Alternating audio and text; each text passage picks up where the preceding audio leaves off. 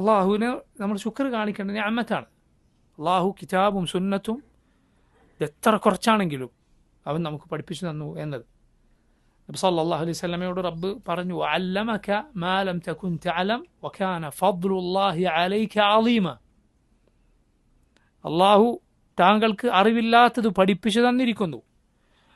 ഓ നബിയെ, അള്ളാഹു താങ്കൾക്ക് ചെയ്തു തന്ന അവൻ്റെ ഫദ്ൽ, അവൻ്റെ ഔദാര്യം, അള്ളാഹു താങ്കൾക്ക് നൽകിയ അവൻ്റെ ഔദാര്യം അദീമൻ, വലിയ ഔദാര്യമാണ്. എന്തു പറഞ്ഞിട്ടാണ് അള്ളാഹു ഇത് പറയുന്നത്? വഅല്ലമക മാ ലം തകുൻ തഅലം, നിനക്കറിയാത്തത് അള്ളാഹു പഠിപ്പിച്ചു തന്നിരിക്കുന്നു. ഖുർആൻ ഓതാൻ അറിയുന്നുണ്ടെങ്കിൽ അള്ളാഹു ശുക്ർ ചെയ്യേണ്ട നിഅമത്താണത്. നോക്കിയത് കേവല പാരായണം പോലും അറിയാത്ത എത്ര ആളുകളുണ്ട്. കുറച്ചെങ്കിലും അള്ളാഹുവിൻ്റെ കിതാബ് നിനക്ക് ഹിഫ്ളുണ്ടോ, അള്ളാഹുക്ക് നന്ദി കാണിക്കുക, അത് നഷ്ടപ്പെടുത്തി കളയരുത്. റബീഅത്ത് ഇബ്നു അബി അബ്ദുറഹ്മാൻ, റബീഅത്തു റഈ എന്നറിയപ്പെട്ടിരുന്ന മുൻഗാമികളിലെ മഹാനായ പണ്ഡിതനായിരുന്നു. അദ്ദേഹം പറഞ്ഞൊരു വാക്ക് ഇമാം അൽ ബുഖാരി റഹിമഹുല്ലാഹ് അദ്ദേഹത്തിൻ്റെ സഹീഹിൽ കിതാബുൽ ഇൽമിൽ ഉദ്ധരിച്ചത് കാണാം. ലാ യംബഗി ലി അഹദിൻ ഇൻദഹു ഷൈഉൻ മിനൽ ഇൽമി അൻ യുദയ്യ നഫ്സഹ.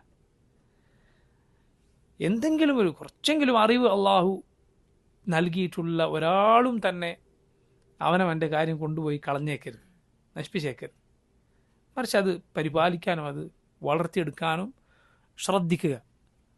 സുബ്ഹാനല്ലാഹ്, അള്ളാഹു ചിലപ്പോൾ ഈ രൂപത്തിൽ, ഞാൻ ഈ നേരത്തെ പറഞ്ഞ രൂപത്തിലൊക്കെ ഇരുന്ന് പഠിച്ചിറങ്ങി എന്ന് പറയുന്ന ആളുകൾക്ക് ലഭിക്കാത്ത അമൂല്യമായ ഏറ്റവും ആവശ്യമുള്ള വിജ്ഞാനം നമുക്ക് പഠിപ്പിച്ചു തന്നിട്ടുണ്ടാകും. ലാ ഇലാഹ ഇല്ലല്ലാഹ് എന്നതിൻ്റെ അർത്ഥം അത് ചോദിച്ചാൽ അബൂജഹലും കൂട്ടരും അംഗീകരിച്ചിരുന്ന അർത്ഥം പറയുന്ന ആളുകളെക്കാൾ സുബ്ഹാനല്ലാഹ് അള്ളാഹുവിൻ്റെ എത്ര വലിയ ഫദ്ലാണ്.